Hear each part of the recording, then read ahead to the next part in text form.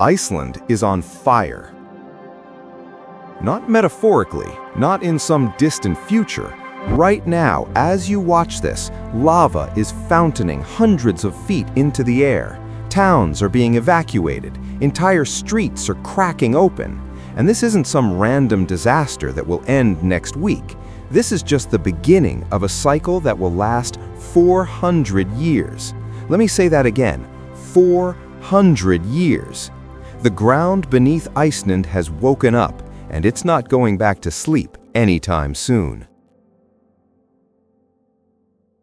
To understand what's happening, you need to understand why Iceland even exists in the first place. Most of the world's mid-ocean ridges, the places where tectonic plates pull apart, are buried miles underwater. The mid-Atlantic ridge runs down the center of the Atlantic Ocean for thousands of miles. Almost all of it is invisible, hidden beneath the waves, except for one spot, Iceland. Iceland sits on top of two things at once. First, it's on the mid-Atlantic ridge, where the North American and Eurasian plates are pulling apart at about 2 centimeters per year. That's roughly the speed your fingernails grow.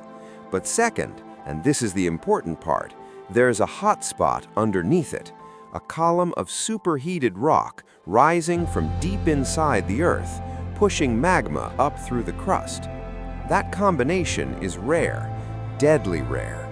It's like having a pressure cooker sitting on top of a crack that's constantly widening. The result? An island that shouldn't exist, made entirely of lava, constantly rebuilding itself. And right now, it's rebuilding faster than ever. In 2019, something changed. Earthquakes started shaking the ground near a place called Fagradalsfjall, less than an hour from Reykjavík. At first, just a few tremors, but by early 2021, over 40,000 earthquakes hit the region in a matter of weeks. That's not normal. That's a warning. In March 2021, the ground finally ripped open. A glowing curtain of lava, 180 meters long, fountained into the sky. It was the first eruption on the Reykjanes Peninsula in 800 years. It lasted 6 months. Then it stopped. But that wasn't the end. More eruptions followed in 2022, then 2023. Then the lava started moving closer to towns. In November 2023, the town of Reykjavík, home to 3,700 people, was evacuated. Days later, fissures opened up, destroying homes. It was described as Iceland's worst natural disaster in 51 years. And Reykjavík is still empty today. Here's the terrifying part. Scientists knew this was coming. The Vikings who first settled Iceland in 874 AD kept detailed records. Between 1210 and 1240, they wrote about fire coming out of the sea and darkness during daytime.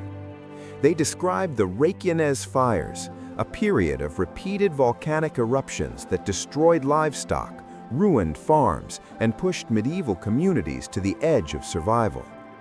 Iceland is a country built on lava. Its people have always lived with volcanoes, but this time is different.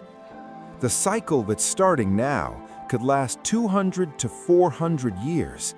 That's longer than Iceland has existed as a modern nation, longer than most countries have existed, period.